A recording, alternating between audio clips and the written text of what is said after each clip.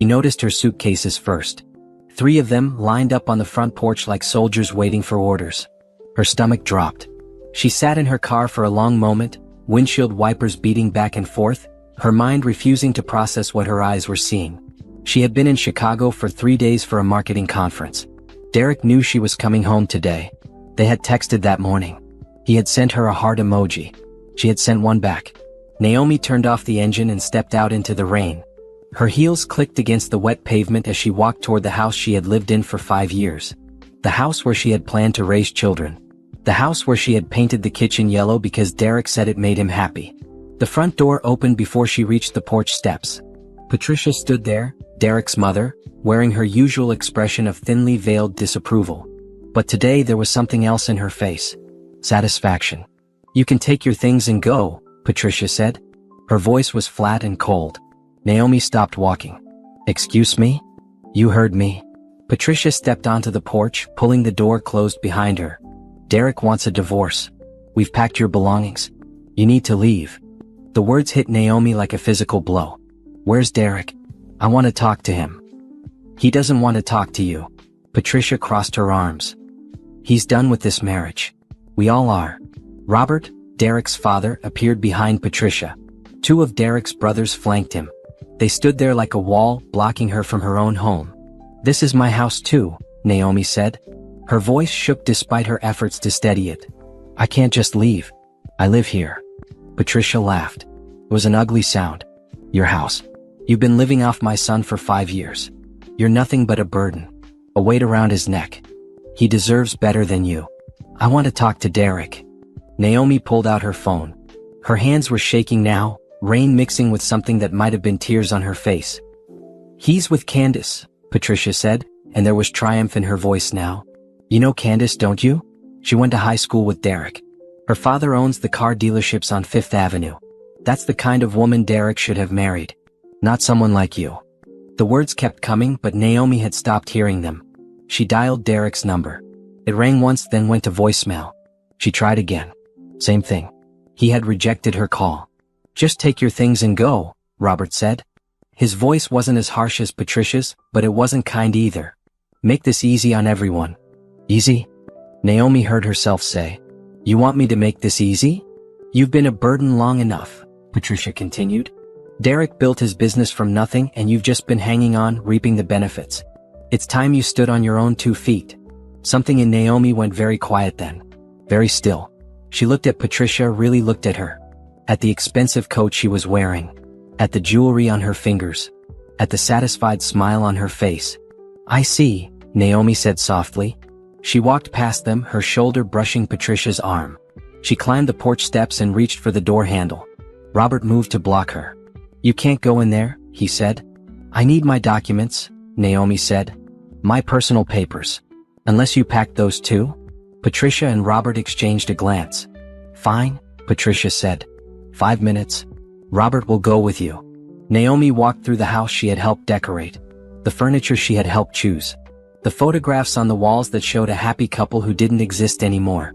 Robert followed her like a security guard escorting a criminal. She went to the home office. Her file cabinet was still there. She pulled out folders methodically. Bank statements. Investment documents. Partnership agreements. Property papers. She put them all in her briefcase. "Time's up," Robert said. Naomi looked around the office one more time. There was a photo of her and Derek on the desk from their wedding day. She was smiling so wide in that picture. She looked so happy. So naive. She left the photo where it was. Outside, Patricia was loading Naomi's suitcases into her car, showing her out like unwanted trash. The rain was coming down harder now. Naomi's clothes were soaked through. She stood by her car and looked at the house one more time. "I gave 5 years to this family," she said quietly. "And Derek gave you a comfortable life," Patricia shot back. "Now he's moving on. You should too." Naomi got in her car. She started the engine. She looked at Patricia one last time through the rain-streaked window. Patricia was already walking back to the house, pulling out her phone, probably calling someone to share her victory. Naomi drove away slowly. Her hands gripped the steering wheel so tight her knuckles turned pale. She didn't cry. Something inside her was too shocked for tears. Too hurt for anger yet. She drove to the Marriott downtown and checked into a room. The desk clerk asked if she was okay. She realized she must look terrible. Soaking wet, mascara probably running, carrying a briefcase and nothing else. "I'm fine," she lied. In the hotel room, Naomi sat on the bed and stared at the wall. Her phone buzzed. A text from Derek's number. "Please don't make this difficult. I'll have my lawyer contact you. We can make this quick and simple." That was it. After 5 years of marriage. After everything they had built together. A text message telling her not to make things difficult. Naomi opened her briefcase and pulled out the documents she had grabbed. She started reading through them one by one. Bank statements showing deposits she had made.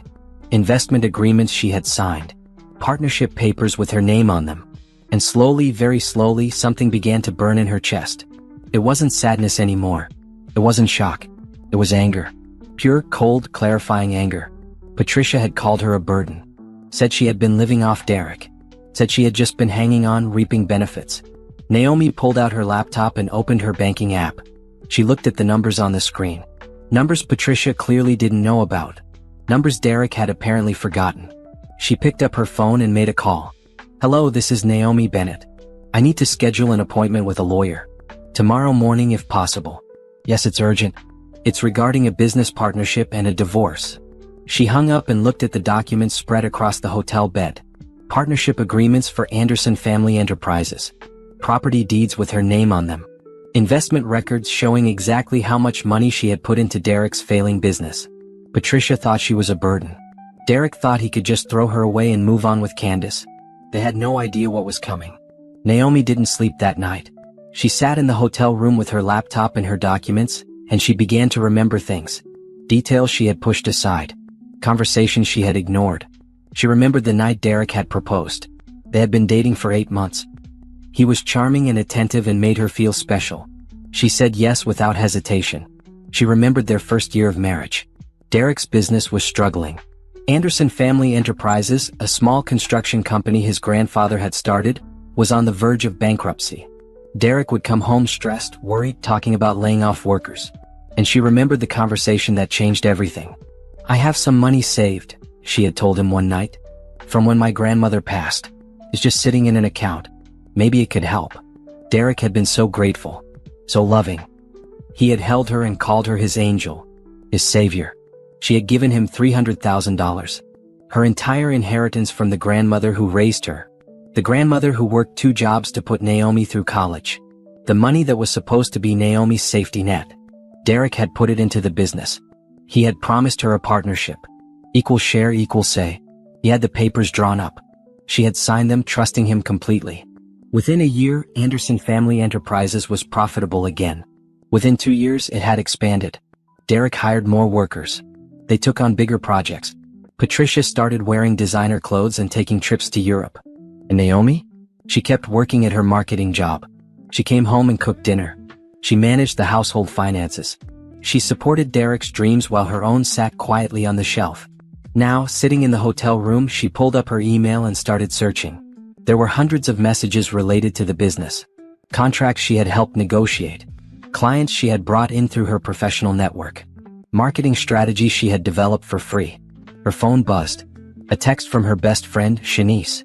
"Girl, where are you? Derek's mom just posted on Facebook about him and some woman named Candace. What's going on?" Naomi opened Facebook. She rarely used it, but Derek and his family were active. She scrolled through Patricia's profile and felt sick. There were photos. Derek and Candace at a restaurant. Derek and Candace at Patricia's birthday party last month. Derek and Candace at a family barbecue. All while Naomi had been working late or visiting her aunt in Florida, or at that conference in Chicago. The comments were sickening. Such a beautiful couple. Finally, Derek found the right one. Candace is perfect for the family. Naomi noticed the dates. Some of these photos were from 6 months ago. 6 months. Derek had been cheating for at least half a year, and his entire family had known. They had welcomed Candace while Naomi was still living in that house, still playing the role of devoted wife. Her phone rang. "Shanice." "Naomi, what the hell is happening?" And Naomi told her. Everything. The suitcases on the porch. Patricia's words. Derek's text. The realization that she had been erased from her own life. "That's insane," Shanice said. Her voice was shaking with anger. "You can't let them do this. You need to fight back." "I am," Naomi said quietly. But not the way they expect. She hung up and continued her research. She looked up Candace's social media. The woman was beautiful in a conventional way. Long blonde hair, perfect makeup, always posed just right. Her father owned 3 car dealerships. Her family had money. Old money from the look of it. Patricia would love that. Patricia had never thought Naomi was good enough. Too ambitious. Too independent. Too much of everything Patricia didn't want for her son. Naomi opened a new document on her laptop and started making a list. Every contribution she had made to the marriage. Every dollar she had invested. Every sacrifice she had made. The inheritance, $300,000 invested in Anderson Family Enterprises. The house down payment, $75,000 from her savings. The car Derek drove, $30,000 she had paid when his credit was too poor to get a loan. Her grandmother's wedding ring, melted down and remade into the ring Derek had given Patricia for her anniversary. Client contracts, at least $200,000 in business she had brought to Anderson Family Enterprises through her professional connections. The numbers added up, and up, and up. By morning, Naomi had a figure. Conservatively, she had contributed over $500,000 to Derek's life, to his business, to his family's comfort. And Patricia had called her a burden. At 9 a.m., Naomi walked into the law office of Martinez and Associates. Jennifer Martinez was a lawyer Shanice had recommended. Sharp, ruthless, and known for winning difficult divorce cases. "Tell me everything," Jennifer said, pouring them both coffee. Naomi laid out the documents, the partnership agreements, the property deeds, the bank statements, the investment records. She told Jennifer about the suitcases on the porch, about Patricia's words, about Candace. Jennifer's expression grew more intense as she reviewed the papers. "Do you know what you have here? Proof that I invested in the business? More than that." Jennifer spread the papers across her desk. "You have proof that you own 40% of Anderson Family Enterprises. Not as Derek's wife. As a legal business partner. That's a separate entity from the marriage." Naomi's heart started beating faster. "What does that mean?" "It means that in the divorce you're entitled to half of the marital assets. The house, the cars, the shared accounts. But separately you're also entitled to your full partnership share of the business. They're 2 different claims." "Can they afford that?" Jennifer smiled. It wasn't a friendly smile. "That's their problem, not yours. You invested when they were bankrupt. You saved that business. The fact that they thought they could just kick you out without consequences shows a stunning level of stupidity." "I want everything I put in," Naomi said. "Plus interest. We can do better than that." Jennifer leaned back in her chair. "Partnership agreements include clauses about profit sharing. You're entitled to 40% of the company's profits for the past 5 years. When's the last time you saw a financial statement?" Naomi realized she had never seen one. Derek always said the business stuff was too boring for her to worry about. She had trusted him to be fair.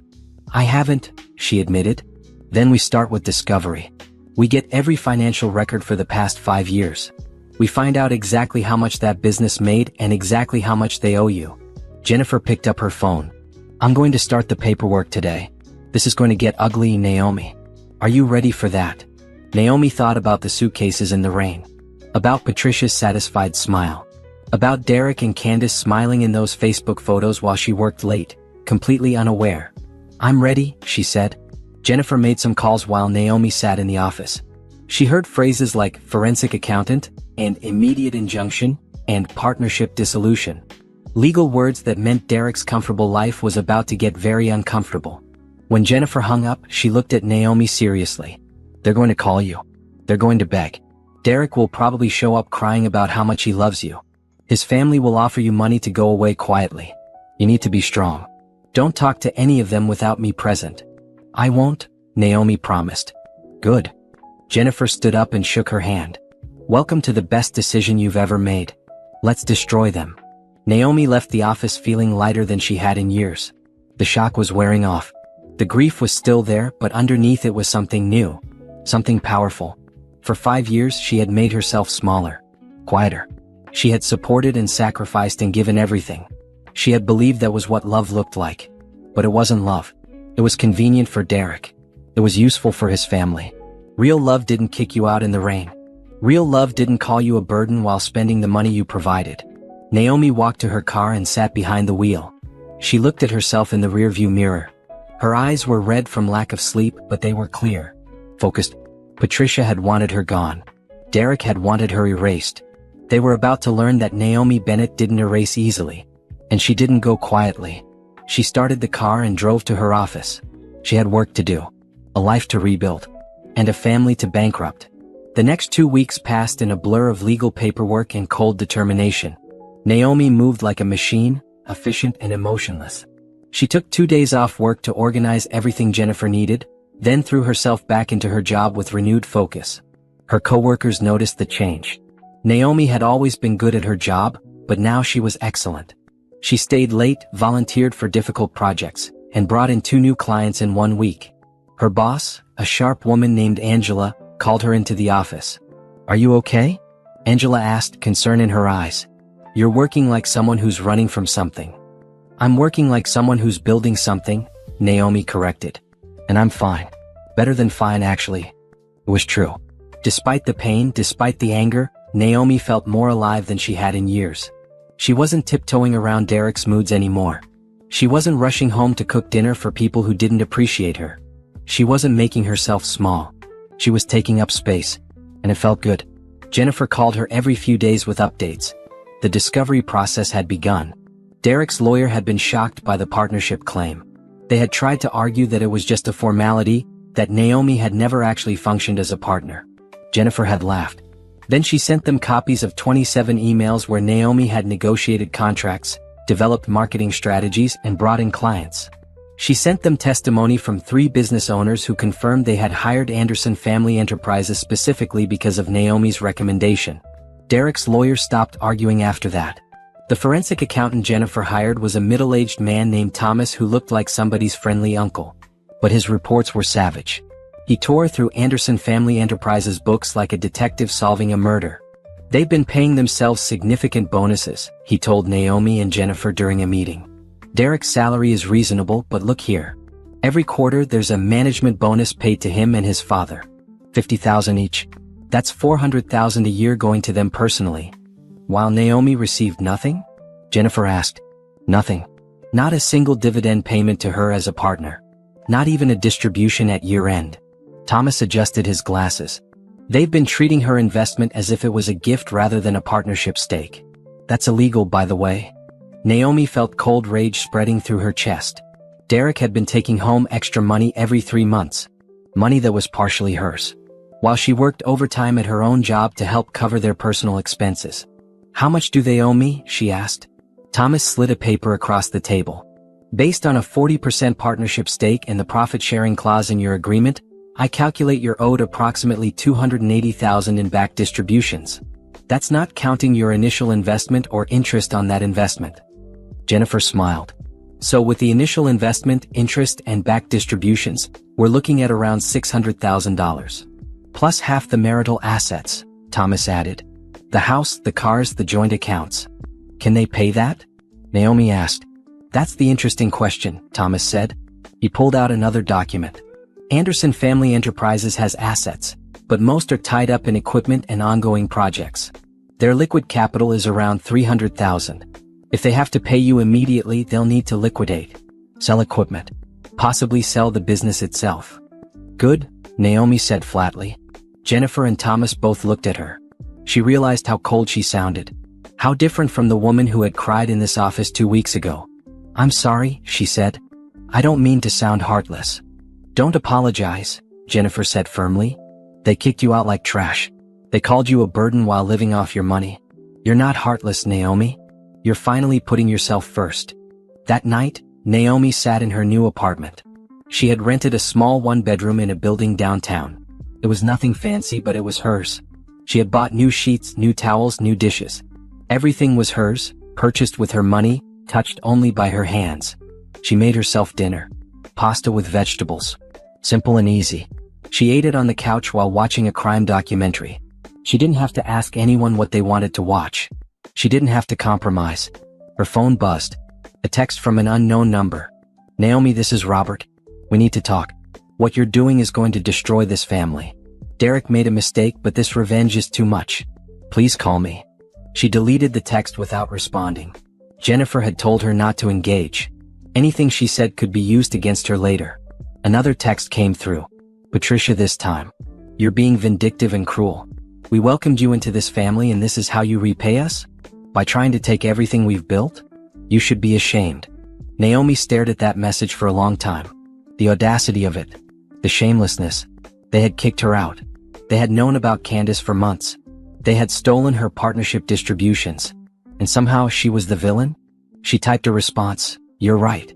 I should be ashamed. I'm ashamed it took me 5 years to realize what you really are. She deleted it without sending. No contact meant no contact. Instead, she opened her laptop and looked at her bank accounts. Her emergency fund had been depleted when she gave Derek the investment, but she had been rebuilding it. She had $42,000 saved. Not a fortune, but enough to live on while the legal process played out. She looked at job postings. She didn't need a new job, but she was curious. What could she do? Where could she go? For 5 years, she had planned her career around Derek's needs. His business was here, so she stayed here. His family was here, so she made this her home. But now, she could go anywhere. Do anything. The thought was terrifying and exhilarating at the same time. She got a call from Shanice. How are you holding up? I'm okay, Naomi said. Really? I'm angry, but I'm okay. I saw Patricia post it again. She's playing the victim on Facebook, saying you're trying to destroy a family business out of spite. Naomi laughed bitterly. Of course she is. Let her. The truth will come out in court. People are believing her though, Shanice warned. Derek's friends are commenting, calling you greedy and vindictive. Let them, Naomi said. She felt surprisingly calm. They don't know what really happened, and I don't owe them explanations. You're stronger than I thought, Shanice said quietly. When you first called me that night, I thought you were going to fall apart. But you're not, are you? You're fighting. I'm tired of being treated like I don't matter, Naomi said. I'm tired of making myself small so other people can be comfortable. Derek and his family wanted me gone? Fine. But they don't get to keep what's mine. After she hung up, Naomi opened the folder of documents she had assembled. Every receipt, every contract, every email. She had created a timeline of her entire marriage, documenting every contribution she had made. It was damning. And it was true. She had receipts for furniture she bought, emails confirming client contracts she secured, bank statements showing deposits she made, a paper trail of a woman who gave everything and got nothing in return. Jennifer had copies of all of it. So did Thomas. Derek's lawyer had copies too, and Naomi imagined him looking through them, realizing how badly his client had screwed up. Because the thing about the truth was this. It didn't care about feelings. It didn't care that Patricia thought Naomi was beneath them. It didn't care that Derek wanted to move on with Candace. The truth was simple. Naomi had invested $300,000 in a failing business and saved it. She was a legal partner entitled to profit distributions. She had never received them. That was theft, plain and simple. And now the bill was coming due. Naomi closed her laptop and looked around her small apartment. It wasn't much yet. She hadn't hung pictures or bought real furniture. But it was peaceful. Quiet. Hers. She thought about the house on Maple Street. The yellow kitchen. The photographs on the wall. The life she thought she was building. It had all been an illusion. A pretty lie. This apartment, with its bare walls and basic furniture, was more real than that house had ever been. Her phone buzzed again. Derek, this time. We need to talk. Please. I know I hurt you, but this legal action is too much. Can we meet? Just the two of us. We can figure this out like adults.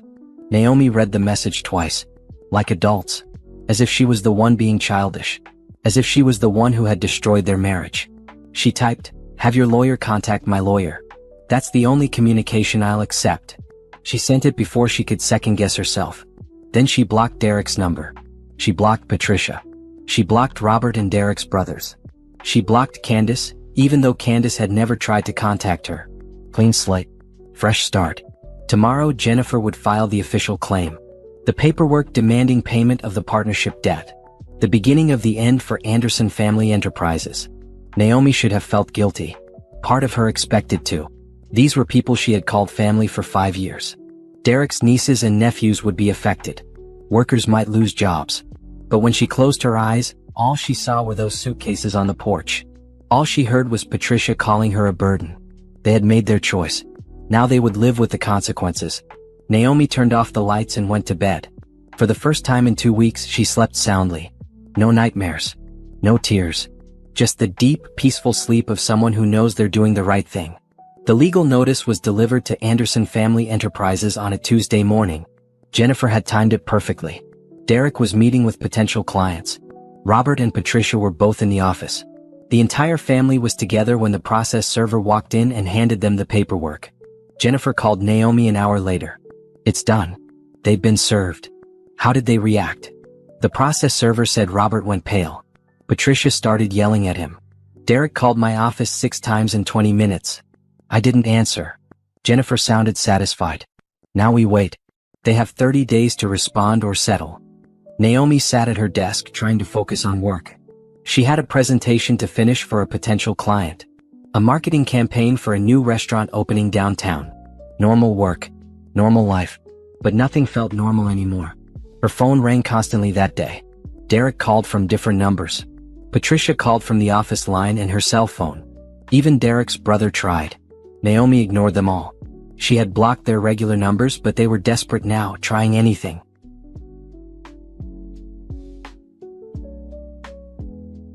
One voicemail from Derek stood out. His voice was strained, almost panicked. "Naomi, please. You don't understand what you're doing. This will destroy everything my grandfather built. Everything my father has worked for. I know I hurt you, but this is too much. Please call me. We can work this out." She deleted it without saving it. At lunch, she met Shanice at a cafe near her office. Shanice took one look at her and shook her head. "You look tired." "I didn't sleep much," Naomi admitted. "I keep thinking about what happens next. Second thoughts." "No." Naomi was firm. "Not even a little. But it's still hard. I spent 5 years of my life with Derek. I believed we were building something together. Finding out it was all a lie takes time to process." "They served the papers?" "This morning." Shanice whistled low. "I bet Patricia is losing her mind." "Probably." Naomi picked at her salad. "Part of me wishes I could see her face when she realized. But mostly, I just want this to be over." "It will be," Shanice assured her.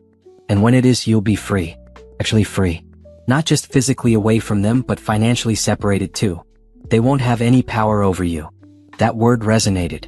Power. For 5 years, Naomi had given Derek and his family power over her life, her money, her choices. She had trusted them with that power, believing they would treat it with care. They had abused it. Used it. Thrown it away the moment she was no longer convenient. Never again. After lunch, Naomi went back to work. She finished her presentation and emailed it to the restaurant owner. Then she started on a new project, a social media campaign for a boutique hotel.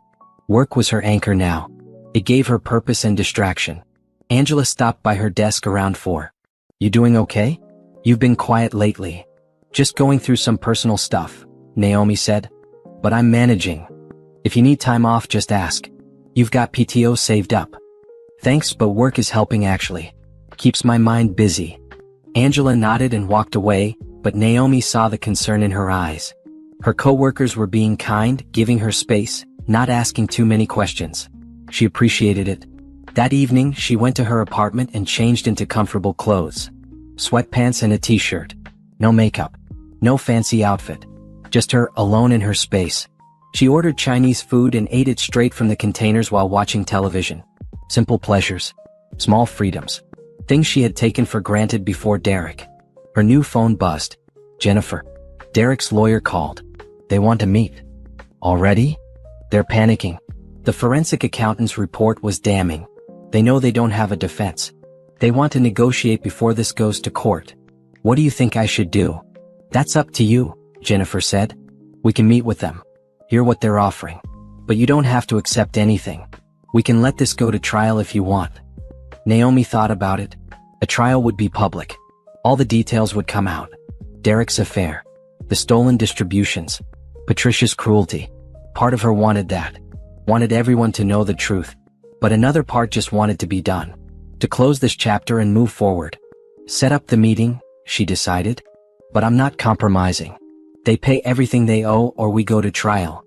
"That's my girl," Jennifer said approvingly. "I'll call them back." The meeting was scheduled for Friday afternoon. 3 days away. Naomi tried not to think about it, but it was impossible. She would be in the same room as Derek for the first time since that terrible day with the suitcases. She didn't know how she would react. She would cry. She would yell. she would feel anything at all. On Thursday night, she couldn't sleep. She lay in bed staring at the ceiling, thinking about everything that had happened. Everything that was about to happen. Her phone lit up with a text. An unknown number. Naomi, this is Candace. I know you don't want to hear from me, but I need to tell you something. Derek lied to me. He told me you two were already separated. He said you were fine with the divorce, that it was mutual. I didn't know he kicked you out. I didn't know about the business stuff. I'm sorry. I broke up with him. Naomi read the message 3 times. Part of her felt vindicated. Candace had left Derek. He had lost both women. But mostly she felt nothing. Candace's apology didn't change anything. She had still been with a married man. She had still been welcomed into Derek's family while Naomi was erased. She didn't respond. She just blocked the number and put her phone away. Friday came too quickly. Naomi dressed carefully that morning. A navy blue pantsuit. Professional. Powerful. She put on minimal makeup and pulled her hair back. She looked at herself in the mirror and barely recognized the woman staring back. This version of Naomi was harder, colder, less willing to bend. She liked her. The meeting was at Jennifer's office. Naomi arrived 15 minutes early. Jennifer met her in the lobby. Remember, you don't have to say anything. I'll do the talking. Just sit there and look strong. I can do that, Naomi said. They went to the conference room. It was large and intimidating with a long table and leather chairs. Jennifer had set it up deliberately. Power dynamics mattered in negotiations. Derek arrived exactly on time. He walked in with his lawyer, a middle-aged man named Peterson who looked uncomfortable. Behind them came Patricia and Robert. Naomi hadn't expected them. She felt her stomach clench, but she kept her face neutral. Derek looked terrible. He had lost weight. There were dark circles under his eyes. His hair needed cutting. He looked like a man who hadn't slept in days. Good, Naomi thought coldly. Now he knows how it feels. Patricia looked furious. Her face was tight with barely controlled rage. She glared at Naomi with pure hatred. Robert just looked tired. Defeated. They all sat down. Derek tried to catch Naomi's eye. She looked at the wall behind him instead. Let's begin, Jennifer said crisply. You asked for this meeting. What are you offering? Peterson cleared his throat. My clients acknowledged that there was a partnership agreement. However, they believe Ms. Bennett's claims are exaggerated. The business's success wasn't solely due to her investment. The Anderson family's hard work and expertise were significant factors. That's not what we asked, Jennifer said. We asked what you're offering. Not your opinion on who deserves credit. Peterson pulled out a document. We're prepared to offer Ms. Bennett her initial investment back. $300,000. Plus $50,000 for her trouble. That's $350,000 paid out over 3 years. In exchange, she dissolves the partnership and signs a non-compete clause. Jennifer didn't even look at the document. No. Excuse me? No. That offer is insulting. My client is owed $600,000 minimum. That's not negotiable. The only question is whether you pay it voluntarily or we take it through court. Patricia exploded. $600,000. That's insane. We don't have that kind of money lying around. Then sell the business, Jennifer said calmly. Liquidate your assets. File for bankruptcy. I don't care how you get it. But my client is getting what she's legally owed. This is extortion, Patricia hissed. No, this is business, Jennifer replied. Your family entered into a partnership agreement. You violated the terms of that agreement by not paying distributions. You committed fraud. Now you pay the price. Derek finally spoke. His voice was hoarse. Naomi, please. Look at me. She didn't want to. But something made her turn her head. Their eyes met. I'm sorry, he said. I'm so sorry for everything. I was wrong. I was a coward. But please don't do this. This business is my family's legacy. My grandfather started it. My father built it. Don't destroy it out of revenge. Naomi felt Jennifer's hand on her arm, a silent reminder not to engage. But she couldn't help herself. You destroyed it, she said quietly. The day you kicked me out. The day you stole my money.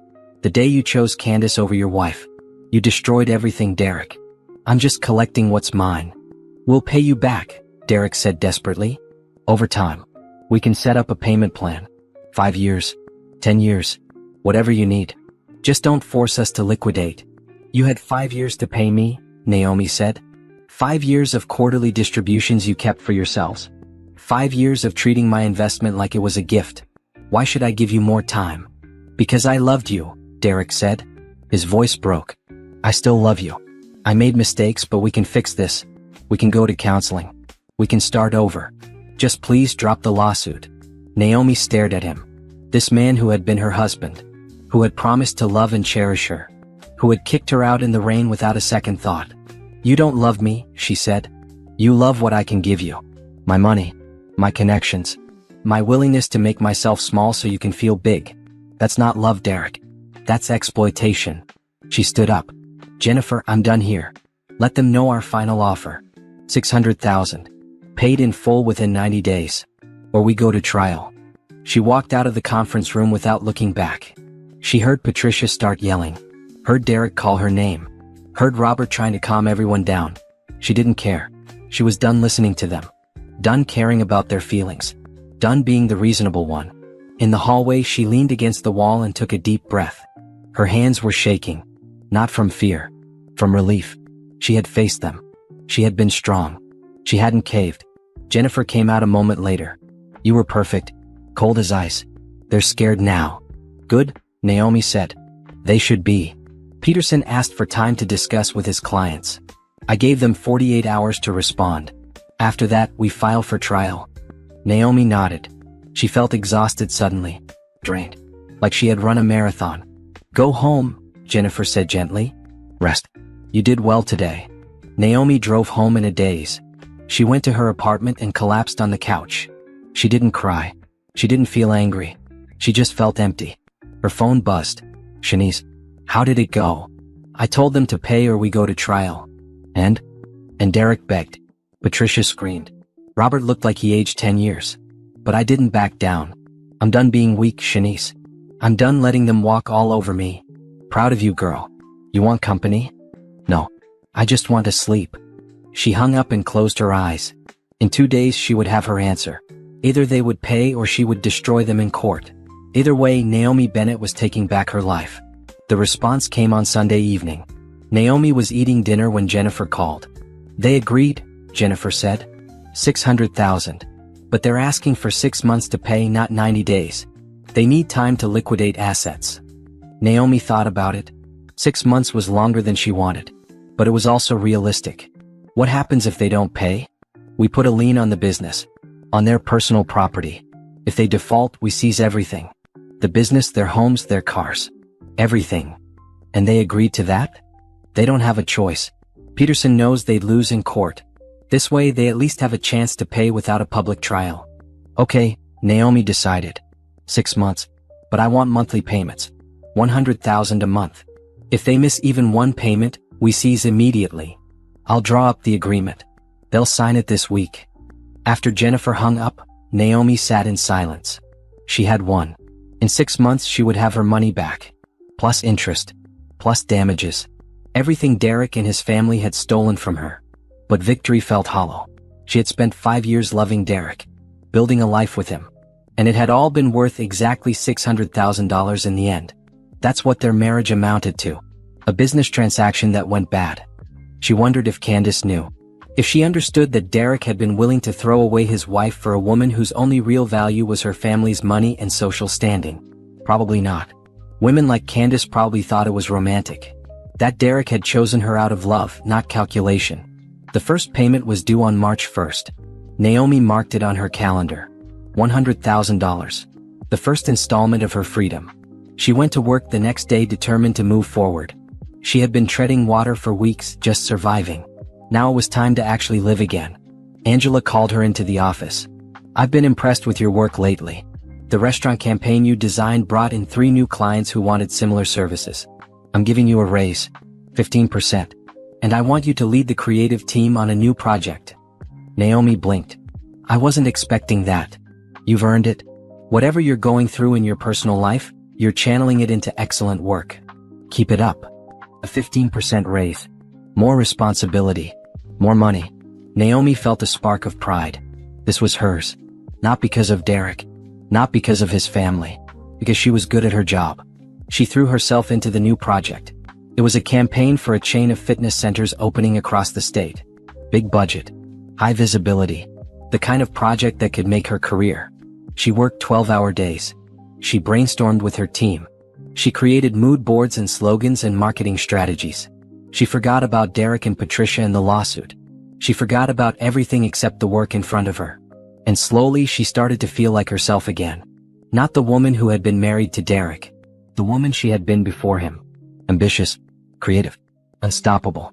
3 weeks later, Jennifer called with news. The first payment is due tomorrow. Peterson confirmed they'll make it on time. Good. But there's something else. Anderson Family Enterprises is struggling. 2 major contracts fell through. Clients are leaving. Workers are quitting. The business is failing fast. Naomi felt a twinge of something.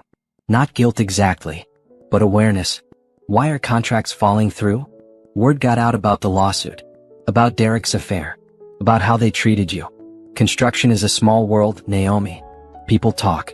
And apparently, a lot of contractors don't want to work with a family that steals from their business partners. Karma, Naomi thought. She should have felt satisfaction. But mostly she felt tired. That's not my problem, she said out loud. No, it's not, Jennifer agreed. But be prepared. They might not be able to make all 6 payments. We might end up seizing the business anyway. Then we seize it. The first payment came through on March 1st.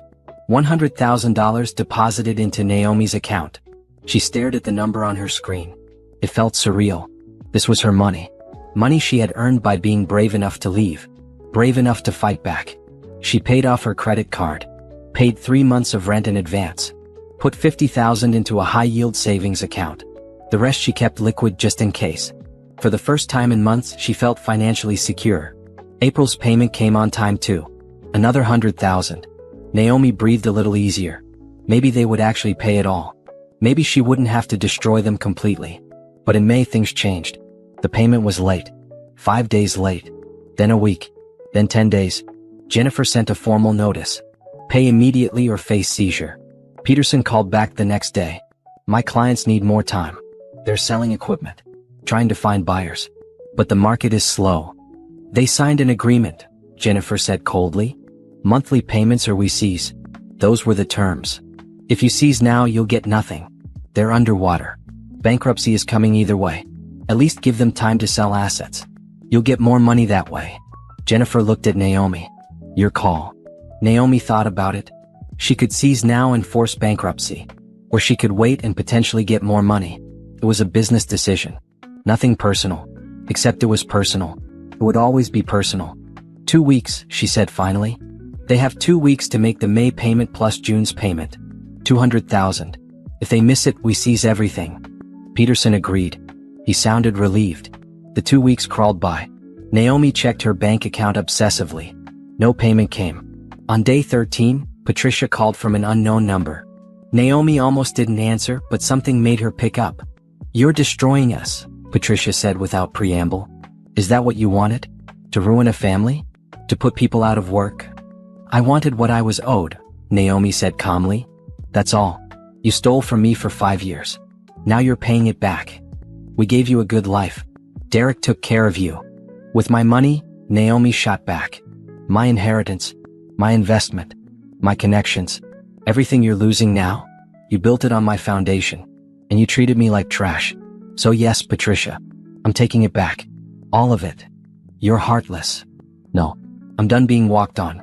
There's a difference. She hung up. Her hands were shaking, but she felt strong, powerful. She had stood up to Patricia. Finally said everything she had held inside for years. Felt amazing. The 2 weeks passed. No payment came. Jennifer filed the seizure papers. A judge signed off immediately. The legal system moved quickly when money was involved. Anderson Family Enterprises was frozen. All bank accounts, all equipment, all assets. Everything was locked down pending liquidation. Derek called Naomi from yet another unknown number. She answered out of morbid curiosity. You won, he said. His voice was hollow. Are you happy now? The business my grandfather built is gone. My parents are losing their house. Workers are unemployed. You destroyed everything. I didn't destroy anything, Naomi said.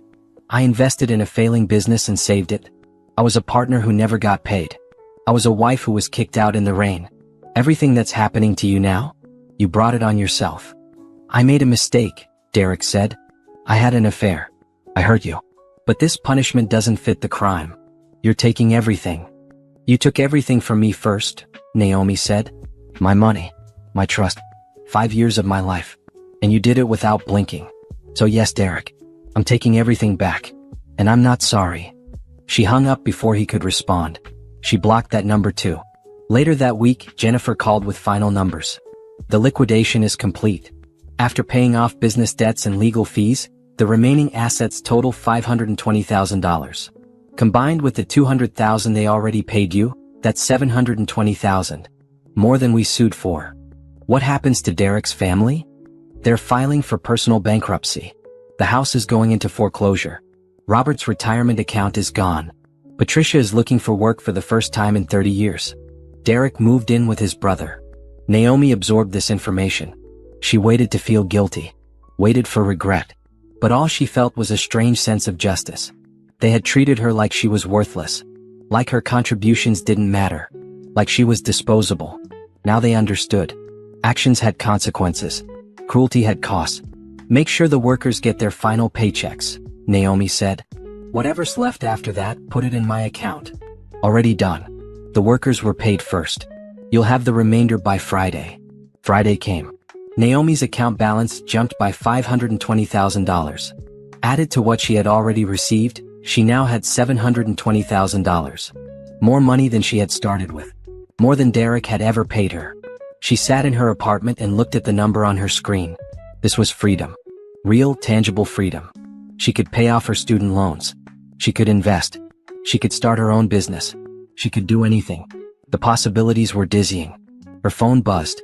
Shanice, I heard the business is done. You okay? I'm okay, Naomi said. And she meant it. I'm actually okay. Want to celebrate? Drinks tonight? You know what? Yes. I think I deserve a celebration. They went to a nice bar downtown. Naomi ordered expensive wine and allowed herself to relax for the first time in months. Shanice raised her glass. To Naomi, who took back her power and didn't apologize for it. They clinked glasses. Naomi drank and felt the wine warm her from the inside. She wasn't happy exactly. Too much had happened for happiness. But she was content. Satisfied. At peace. She had fought. She had won. And now, finally, she could move forward. Without Derek. Without his family. Without the weight of their expectations and cruelty. Just Naomi. Free and whole and ready for whatever came next. The aftermath was strange. Naomi kept expecting to feel something. Guilt, regret, even satisfaction. But mostly she felt nothing. Just a vast, quiet emptiness where Derek and his family used to be. She returned to work with renewed purpose. The fitness center campaign was a massive success. Her team's marketing strategy increased memberships by 40% in the first quarter. Angela was thrilled. I'm promoting you to Senior Creative Director, Angela announced one morning. You've more than earned it. Plus, it comes with another raise in profit sharing. Naomi accepted gracefully, but inside she was reeling. Senior Creative Director. A title she had wanted for years. A title Derek had always said she wasn't ready for. He had been wrong about so many things. Life settled into a new rhythm. She worked hard during the day. In the evenings, she explored the city like a tourist. She went to museums she had never visited. Tried restaurants she had never been to. Derek had hated trying new things, preferring the same 5 restaurants on rotation. She bought herself things without asking permission. A new laptop. Expensive skincare products. A piece of art from a local gallery that cost $800. Every purchase was a small act of rebellion. She was rebuilding herself, piece by piece. 6 weeks after the liquidation, Shanice called her on a Saturday morning. You need to see something. Check Facebook. Naomi hadn't looked at social media in months. She had deleted the apps from her phone. But curiosity got the better of her. She opened Facebook on her laptop. Patricia had posted a long rant. It was titled, When Vindictive Exes Destroy Families. Naomi read it with a strange detachment. To all our friends and family who have been asking what happened to Anderson Family Enterprises. We were destroyed by a vindictive ex-daughter-in-law who valued revenge over compassion. After my son made a mistake in his marriage, his ex-wife sued us for an outrageous amount of money, forcing us to liquidate a business my father built from nothing. She showed no mercy, no willingness to compromise. Good, hardworking people lost their jobs because of her greed. We lost everything we worked for because she couldn't forgive. I hope she's happy with her blood money. I hope it was worth destroying a family legacy. The comments were a mix of support and criticism. Some people called Naomi terrible names. Others pointed out that if there was a lawsuit, there must have been a legal reason for it. One comment made Naomi smile. If your son and your family didn't do anything wrong, why did she win in court? Maybe tell the whole story, Patricia. Shanice called. Are you okay? That post is awful. I'm fine, Naomi said. And she was. Let her play victim. People who know the truth know what really happened. People who don't know won't believe anything I say anyway. You're not going to respond? Why would I? I don't owe Patricia or anyone else an explanation. The court documents tell the whole story. If people want to know the truth, they can look it up. When did you get so zen? Shanice asked, impressed. When I stopped caring what Derek's family thinks of me, Naomi said. They can spin this however they want. I have my money. I have my freedom. They can't touch me anymore. But the universe wasn't done with surprises. 2 weeks later, Naomi was at her favorite coffee shop when she heard a familiar voice. Naomi? She turned. Derek stood there holding a cup of coffee. He looked even worse than the last time she saw him. Thinner, older, defeated. Derek. Her voice was neutral, polite, the way you'd greet a stranger. Can we talk? Just for a minute? Every instinct told her to say no, to walk away. But she was curious. What could he possibly have to say now? 1 minute, she agreed. They sat at a corner table. Derek wrapped his hands around his coffee cup like he was cold, even though it was warm outside. I'm sorry, he said. I know I've said it before, but I need you to know I really am sorry. For everything. The affair. Letting my family treat you that way. All of it. Okay. Is that all you have to say? What do you want me to say, Derek? That I forgive you? That I understand? I don't. You kicked me out of my own home. You stole money from me for 5 years. Your mother called me a burden while wearing jewelry I helped pay for. So no, I don't have anything to say except okay. Derek flinched. I know I hurt you. But did you have to destroy everything? Couldn't you have just taken your money and left it at that? I did take my money. That's exactly what I did. It's not my fault that your business was built on my investment and couldn't survive without it. People lost jobs, Naomi. Good people. My parents lost their home. Your parents stole from me, Naomi said flatly. They took distributions that belonged to me. They treated me like trash. And they knew about Candace for months without telling me. So forgive me if I don't feel sorry for them. Where does it end? Derek asked. His voice was desperate now. How much is enough? You have your money. You destroyed the business. My family is broken. When does the revenge stop? Naomi looked at him. Really looked at him. This man who had been her husband. Who she had loved. Who she had trusted with everything. This isn't revenge, she said quietly. This is consequences. You made choices. Bad choices. You chose to have an affair. You chose to let your family kick me out. You chose to steal money that belonged to me. Every single thing that happened to you after that was because of your choices, not mine. I loved you, Derek said. Tears were in his eyes now. I still love you. I made mistakes, but I loved you. No, you didn't, Naomi said. She felt calm. Certain. You loved what I could give you. My money. My support. My willingness to make your life easier. But you didn't love me. Because if you had, you never would have let them treat me the way they did. She stood up. I hope you figure out your life, Derek. I really do. But I won't be part of it. Not now. Not ever. We're done. She walked out of the coffee shop without looking back. Her hands were steady. Her heart was calm. She had faced him one last time and she hadn't fallen apart. She was stronger than she thought.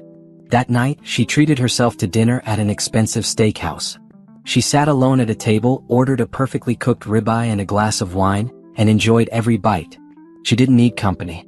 She didn't need validation. She was enough all by herself. Her phone buzzed. A text from Angela. Just heard from the fitness center. They want to sign for another year of campaigns. Your work has been exceptional. Well done. Naomi smiled. This was her life now. Success she earned. Money she controlled. Choices she made without asking permission. Derek had given her one thing she realized. By betraying her, by showing her exactly what he was, he had forced her to become who she was always meant to be. Strong. Independent. Unbreakable. She raised her wine glass in a silent toast to herself. To survival. To justice. To new beginnings. The waiter came by. Dessert menu? Yes, Naomi said.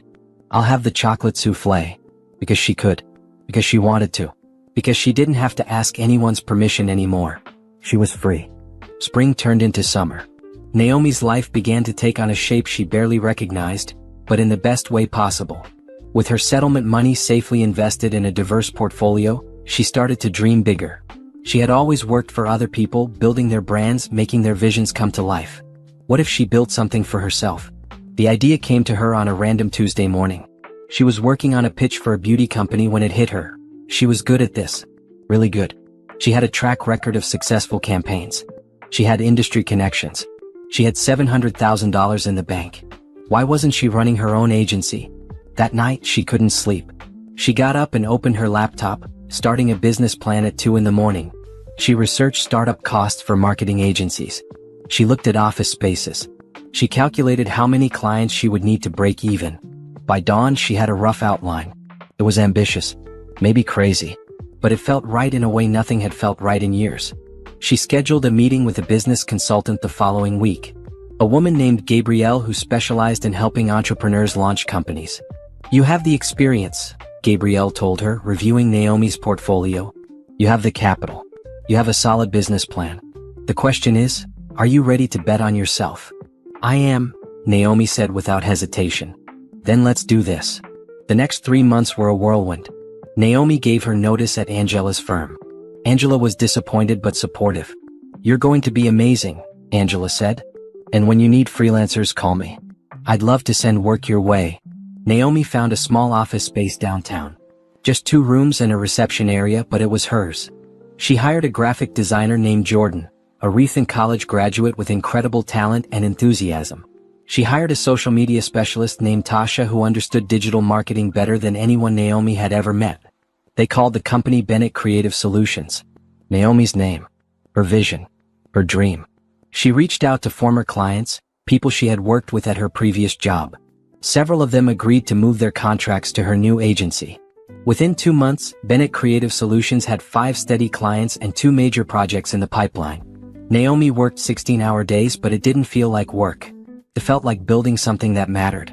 Something that was hers. She also started dating again. Nothing serious, just casual coffee dates and dinners. She met a lawyer named Troy who was funny and kind. They went out 3 times before mutually agreeing they were better as friends. She met a teacher named Anthony who loved jazz and took her to a concert that changed her whole perspective on music. None of them were serious relationships. Naomi wasn't ready for serious. But they reminded her that she was desirable, interesting, worth someone's time. After years of Derek making her feel like she wasn't enough, it was healing to be reminded that she was. She took a solo trip to Paris. The trip Derek had always said was a waste of money. She spent a week exploring museums, eating croissants, practicing her terrible French. She took 1,000 photos, bought herself expensive perfume, and felt more alive than she had in years. On her last night in Paris, she sat at a cafe watching people walk by and realized something profound. She was happy. Actually, genuinely happy. Not content. Not surviving. Happy. She thought about Derek occasionally. Wondered how he was doing. But it was a distant curiosity, not a painful longing. He was part of her past now. A chapter that had closed. When she returned home, Bennett Creative Solutions landed its biggest client yet. A regional grocery chain that wanted to rebrand. It was a 6-figure contract. The kind of project that would put her agency on the map. Jordan and Tasha were ecstatic. They worked late nights developing concepts, testing strategies, creating presentations. Naomi led the team with confidence she didn't know she possessed. The grocery chain executives loved their pitch. They signed immediately. "You're really good at this," Tasha told her after the meeting. "Like scary good. Why weren't you running your own company before?" "I didn't think I could," Naomi admitted. "Or maybe I didn't think I deserved to." "Well, you do. And we're lucky to work for you." That meant more to Naomi than Tasha probably realized. She moved into a bigger apartment. A 2-bedroom loft with huge windows that let in so much light, it felt like living in sunshine. She decorated it exactly how she wanted. Bold colors. Modern furniture. Art that made her feel something. No compromises. No asking if someone else liked it. Just her taste, her style, her home. She reconnected with old friends she had lost touch with during her marriage. She joined a book club. She started taking a painting class on Tuesday evenings. She built a life that was full and rich and entirely her own. One Saturday, she was at a farmer's market when she saw Candace. The woman looked polished as always, but there was something brittle in her expression. She was alone, browsing vegetables with the focus of someone trying not to think about something else. Naomi almost walked away. But something made her stop. "Candace." The woman turned and her face went pale. "Naomi, I didn't know you'd be here. I live downtown now. I come here every week." Awkward silence. Candace shifted her shopping bag from one hand to the other. "I meant what I said in my text," Candace finally said. "I didn't know he was still married." "Not really. He told me you two were separated." "It doesn't matter now," Naomi said. "And it didn't?" This woman had been a symptom of Derek's problems, not the cause. "I heard about the business. About everything." Candace looked uncomfortable. "I know people think it was brutal, but I get it. They lied to you. They used you." "Yes, they did. For what it's worth, Derek was miserable after I left. He kept calling me begging for another chance. But I could see what he was. A man who wanted someone to save him. I didn't want that job." "Neither did I," Naomi said. "Not anymore." Candace managed a small smile. "You look good. Happy." "I am. I'm glad. You deserve it." They parted ways. Naomi continued shopping, but the encounter stayed with her. Even Candace had seen the truth eventually. Derek was a man who wanted to be rescued. He wanted someone to fix his problems, fund his dreams, make his life easier. He had never wanted an equal partner. He had wanted a support system with legs. That evening, Naomi cooked dinner in her beautiful apartment. She video called Shanice while she was making pasta. "You look amazing," Shanice said. "Glowing." "I feel amazing," Naomi admitted. "I love my job. I love my apartment. I love my life." Is that weird? To love your own life. Girl, that's the goal. That's what everyone should be aiming for. I just keep thinking about the woman I was a year ago. Married to Derek, living in that house, thinking I was happy. I had no idea how small I was making myself. You're not small now. You're magnificent. After they hung up, Naomi sat on her balcony watching the city lights. She thought about everything that had happened. The pain, the betrayal, the fight, the victory. All of it had led her here. To this moment, this life, this version of herself. She wouldn't change it. Not even if she could. Because this Naomi, strong, independent, thriving, was worth every painful step of the journey. Her phone buzzed. An email from a potential client. A tech startup looking for a full marketing strategy. Another opportunity. Another chance to build something great. Naomi smiled and started typing her response. The divorce was finalized on a Thursday in October. Naomi signed the papers in Jennifer's office with a steady hand. Derek signed remotely through his lawyer. They didn't see each other. Didn't speak. After 5 years of marriage, it ended with signatures on legal documents. Clinical. Impersonal. Exactly how it should be. "Congratulations," Jennifer said, sliding a final copy across the desk. "You're officially divorced. The house sale went through last week. Your half of the proceeds, $82,000, will be deposited into your account by Monday." "What about Derek's half?" "Goes to pay down his debts. He's still in bankruptcy proceedings. It'll be years before he's financially stable again." Naomi nodded. She felt no satisfaction in that. No joy.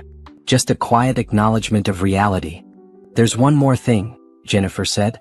She pulled out another document. "Derek signed over all rights to any future claims against you. He can't sue you later. Can't come back for more money. Can't contest anything. It's completely finished." "Good." Jennifer studied her. "You're handling this well. A lot of my clients fall apart at this stage." "I fell apart a year ago," Naomi said, "when I found my suitcases in the rain. I don't have any more tears for Derek or his family. I'm just ready to move on." She left the office feeling lighter. She had carried the weight of that marriage for so long. Now it was gone. Dissolved. Behind her, Bennett Creative Solutions was thriving.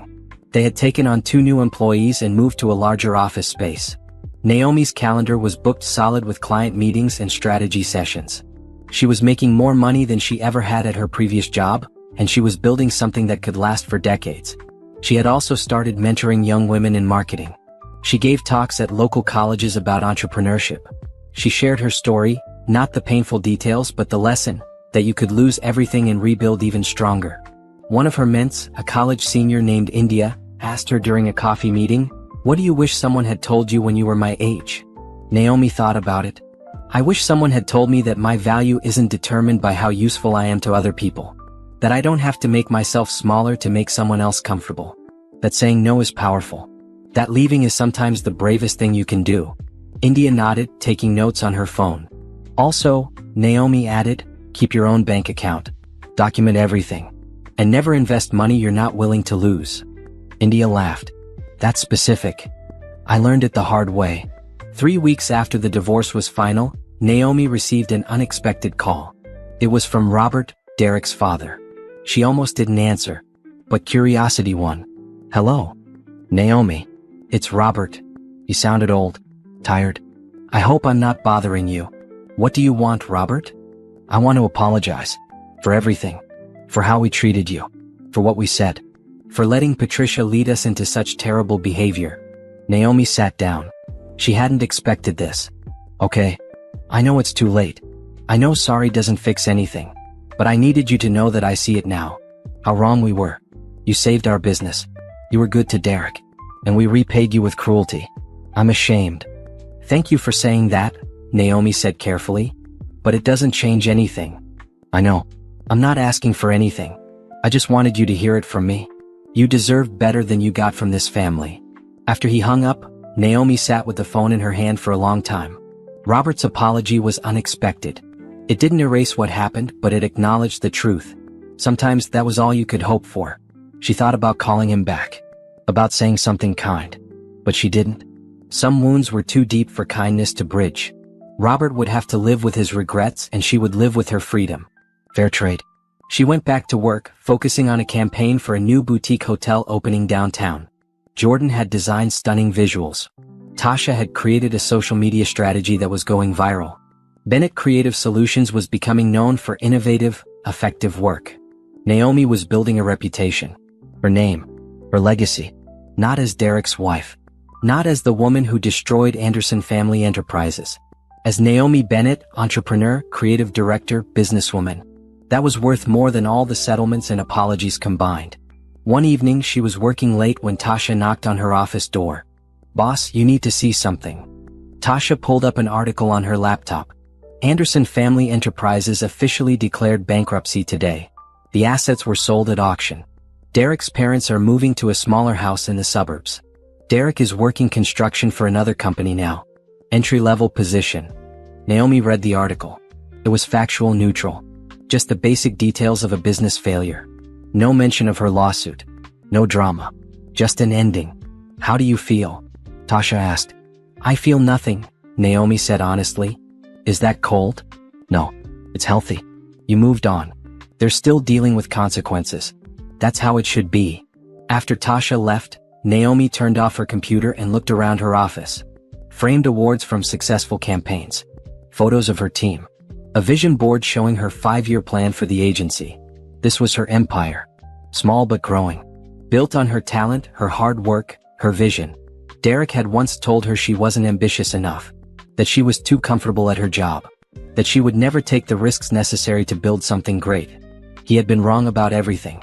She packed up her laptop and headed home. Tomorrow she had a meeting with a potential investor. A venture capitalist who was interested in funding expansion. Bennett Creative Solutions could go regional. Maybe even national. The possibilities were endless. Her phone buzzed. A text from Anthony, the teacher she had dated briefly. Jazz festival next weekend. Want to go as friends? She smiled. Yes, that sounds perfect. She was building a life filled with people who valued her. Work she loved. A future that excited her. Derek and his family were in her past. A cautionary tale. A lesson learned. But they weren't her present. And they definitely weren't her future. Naomi Bennett had moved on. And she had never looked back. Bennett Creative Solutions celebrated its first anniversary with a party in their office. Naomi had ordered catering from a local restaurant and champagne that was probably too expensive for a small business celebration. But she didn't care. They had survived their first year. They had thrived. Jordan, Tasha, and the 3 new employees they had hired raised their glasses as Naomi gave a toast. A year ago this was just an idea. A crazy dream I had at 2 in the morning. I didn't know if it would work. I didn't know if anyone would take a chance on a new agency. But you all believed in this vision. You all worked incredibly hard. And because of that, we're not just surviving, we're growing. So thank you. For everything. They clinked glasses and drank. The champagne was crisp and perfect. Naomi felt a swell of pride. This was hers. She had built this. The next morning, she met with the venture capitalist, a woman named Simone who ran a fund focused on minority-owned businesses. "I've been watching your growth," Simone said, scrolling through her tablet. "You've increased revenue by 300% in your first year. You've retained every client. You've won 2 industry awards. That's impressive. Thank you. I want to invest $500,000 for a 15% stake. We'll help you expand into 3 more cities. Set up satellite offices. Hire regional teams. In 5 years, Bennett Creative Solutions could be a multi-million-dollar agency." Naomi's heart raced. $500,000. Expansion. Growth. Everything she had been dreaming about. "I'd like to think about it," she said carefully. "I want to review the terms with my lawyer." "Smart," Simone said approvingly. "Take a week. But don't take too long. Opportunities like this don't wait forever." Naomi left the meeting in a daze. She called Jennifer immediately. "Someone wants to invest in my company. $500,000. That's fantastic. Send me the terms. I'll review them." Naomi also called Shanice, who screamed so loud Naomi had to pull the phone away from her ear. "You're about to be rich. Like actually rich." "I'm already comfortable," Naomi corrected. "This would just be expansion money." "Girl, you went from being kicked out in the rain to building an empire in less than 2 years. That's amazing." Naomi thought about that. Shanice was right. 2 years ago, she had been standing on a porch in the rain, watching everything she thought was her life get taken away. Now she was negotiating investment deals and planning regional expansion. The contrast was staggering. Jennifer called back that evening. "The terms are good. Fair equity stake, no weird clauses, and Simone's fund has a great reputation. I think you should do it." Naomi signed the agreement the following week. $500,000 flowed into Bennett Creative Solutions' business account. They began planning the expansion immediately. Atlanta first, then Charlotte, then Houston. 3 new markets, 3 new offices, dozens of new employees.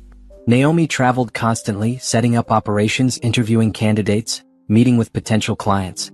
It was exhausting and exhilarating. She was building something bigger than she had ever imagined.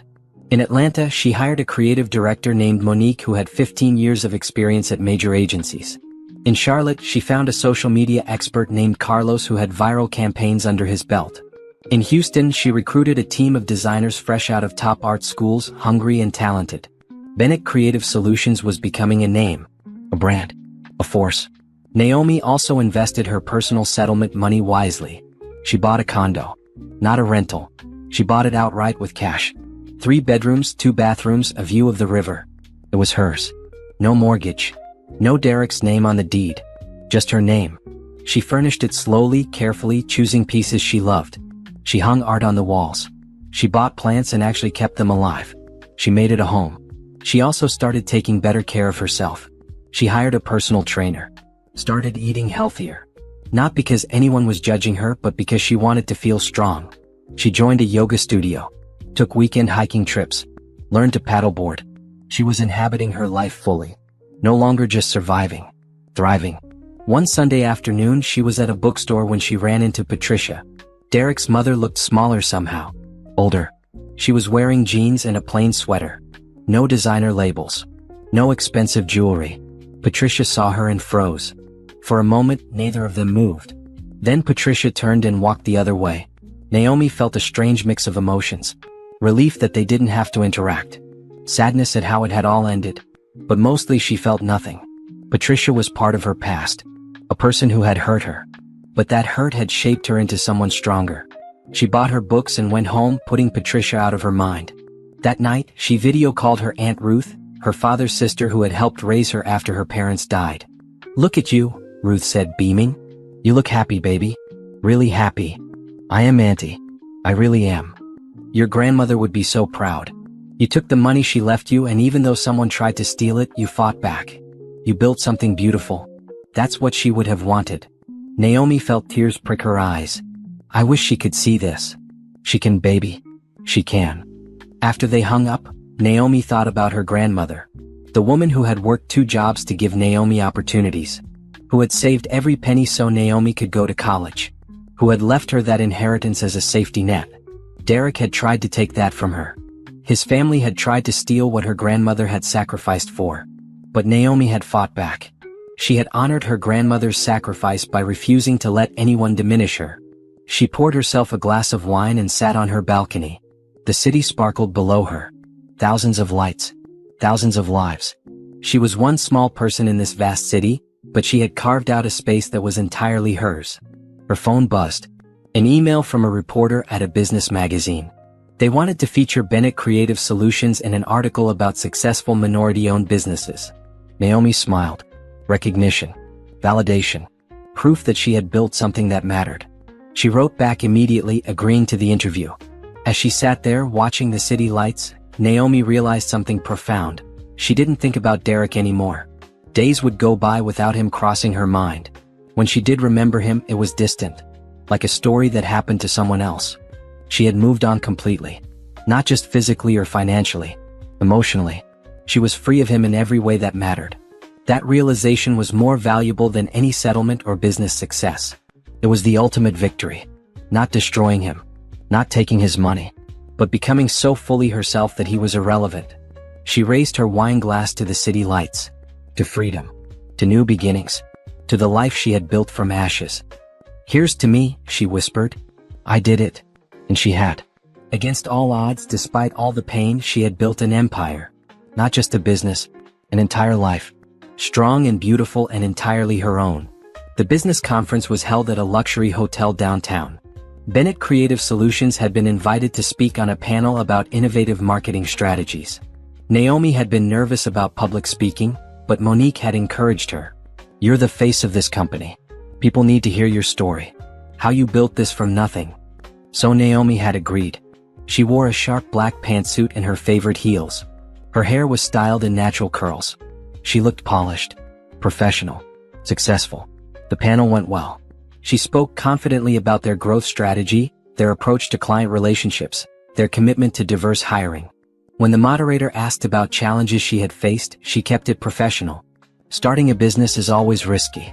But I learned that betting on yourself is the best investment you can make. Even when other people don't believe in you, you have to believe in yourself." The audience applauded. Afterward, several people approached her with business cards, wanting to schedule consultations. She was networking with a potential client when she saw him. Derek. He was across the conference hall, standing near the coffee station. He looked better than the last time she had seen him. Still not great, but better. His suit was off the rack, not the designer labels he used to wear. His hair was starting to thin. He looked tired but not defeated. Their eyes met across the room. She saw him freeze. Saw the recognition dawn on his face. She could have walked away. Could have ignored him. But something made her stay put. She wasn't going to run from him. Those days were over. Derek approached slowly, like someone approaching a wild animal. "Naomi." "Hi." "Derek." Her voice was neutral. Polite. The voice she used with strangers. "You look amazing. I saw you on that panel. You were incredible." "Thank you." Awkward silence. Derek shifted his weight from foot to foot. "I didn't know you started your own company." "I did. About 18 months ago." "That's great. Really great." He seemed to be gathering courage for something. "Listen, I know you don't want to talk to me. I know I have no right to ask anything of you. But I'm glad I ran into you. I've wanted to say something for a long time." Naomi waited. Not encouraging him but not walking away either. "I was wrong," Derek said. His voice was quiet. "About everything. About the affair. About how I treated you. About letting my family treat you the way they did. I was a coward and an idiot, and I threw away the best thing that ever happened to me. Okay. I know it's too late. I know you've moved on. I can see that. You're thriving. You're successful. You're exactly who you were supposed to become. But I need you to know that I see it now. How incredible you are. How much I took you for granted." Naomi studied him. She saw sincerity in his eyes. But she also saw desperation. The look of a man who had lost everything and was finally understanding what he had lost. "I appreciate you saying that," she said carefully. "But it doesn't change anything." "I know. I'm not asking for anything. I just wanted you to hear it." "Derek, can I ask you something?"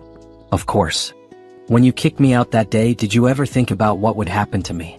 Did you care where I would go? If I would be okay?" Derek looked down. "I thought you'd be fine. You always landed on your feet. And honestly, I was too focused on Candace and what I wanted to even think about it.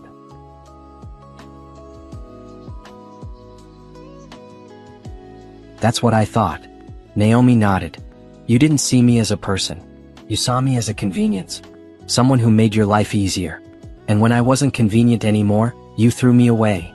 Yes, Derek admitted. That's exactly what I did. I'm not telling you this to hurt you, Naomi continued. I'm telling you because I need you to understand something. What happened to you after that? Losing the business, losing your family's money, losing everything, that wasn't revenge. That was you experiencing the consequences of your choices. You stole from me. You betrayed me. You treated me like I was worthless. All I did was take back what was mine. I know. Do you? Because your mother posted on Facebook that I was vindictive. Your father called me heartless. You sent me messages saying I was destroying your family out of spite. None of you ever acknowledged that you destroyed yourselves. Derek was quiet for a long moment. You're right. We blamed you because it was easier than admitting we were wrong. It's easier to make you the villain than to face what we did. I'm not the villain, Derek. And I'm not the hero either. I'm just a woman who refused to let people steal from her. That's all this ever was. For what it's worth, Derek said, I'm proud of you. For everything you've built. For being strong enough to leave. For becoming this version of yourself. Thank you, Naomi said. But I need you to understand something else. I didn't become this person because you left me. I became this person despite you. For 5 years, I made myself smaller so you could feel bigger. I gave up my dreams so yours could thrive. I sacrificed constantly. And you took it all for granted. When you forced me out, you actually gave me a gift. You gave me the chance to remember who I was before you. And it turns out I like her a lot better. Derek's eyes were watery now. I'm sorry. I know you are. But sorry doesn't fix anything. It doesn't give me back 5 years. It doesn't erase the pain. It just means you finally understand what you lost. Is there any chance? Derek started. No, Naomi said firmly. There's no chance. Not now. Not ever. I've moved on, Derek. Completely. You're part of my past and that's where you'll stay. I understand. Derek wiped his eyes. I just thought I should ask. Try one more time. Now you know. And you can stop wondering. A potential client approached Naomi with a business card. She turned to them with a professional smile, effectively dismissing Derek. When she glanced back, he was walking away. His shoulders slumped. His whole posture screaming defeat. She felt a twinge of something. Not pity exactly. Not satisfaction either. Just a quiet acknowledgement that this chapter was finally, truly closed. She had said everything she needed to say. He had heard it. It was done. The potential client introduced herself as the CMO of a major retail chain. Your panel presentation was fascinating. We're looking for a creative agency to rebrand our stores. Would Bennett Creative Solutions be interested in pitching? Naomi focused completely on the conversation. This was her life now. New clients. New opportunities. Forward momentum. She scheduled a meeting for the following week. They exchanged information. The woman walked away smiling. Naomi looked around the conference hall. Hundreds of professionals networking, making deals, building connections. She was one of them now. A successful entrepreneur. A respected voice in her industry. Not Derek's ex-wife. Not the woman who destroyed Anderson Family Enterprises. Just Naomi Bennett, CEO of a thriving marketing agency. She spent the rest of the conference networking, collecting business cards, scheduling follow-up meetings. By the end of the day, she had 6 potential new clients and an invitation to speak at another conference in Atlanta. On her way out, she passed the coffee station where she had talked to Derek. He was gone, of course. Probably back to his entry-level construction job. His small apartment. His diminished life. She felt no triumph in that. No satisfaction. Just the knowledge that their paths had diverged completely. He was going one direction. She was going another. They would never intersect again. In the car, she called Monique. The conference was excellent. I have 6 potential leads and another speaking invitation. Boss, you're a star. I told you public speaking would pay off. You were right. And Monique, thank you. For believing in this company. For believing in me. You make it easy to believe. That evening, Naomi went home to her condo. She kicked off her heels and poured herself wine. She stood at her window looking out at the city she had claimed as her own. Her phone buzzed with notifications. New connections on LinkedIn. Follow-up emails from people she had met. A text from Shanice asking how the conference went. She responded to the important ones. ignored the rest. She had learned to prioritize her energy, her time, her attention. She opened her laptop and checked Bennett Creative Solutions accounts. Revenue was up 23% from last quarter. Their Atlanta office had just signed 2 major clients. Charlotte was exceeding projections. Houston was building momentum. Everything she had built was thriving. She thought about Derek's words. "I'm proud of you." She didn't need his pride. Didn't need his approval or validation. But it was nice to know he understood finally what he had thrown away. She pulled up her business plan for the next 5 years. National expansion. International clients. Maybe franchising the model. Teaching other entrepreneurs how to build agencies. The possibilities were endless. Exciting. Completely within her control.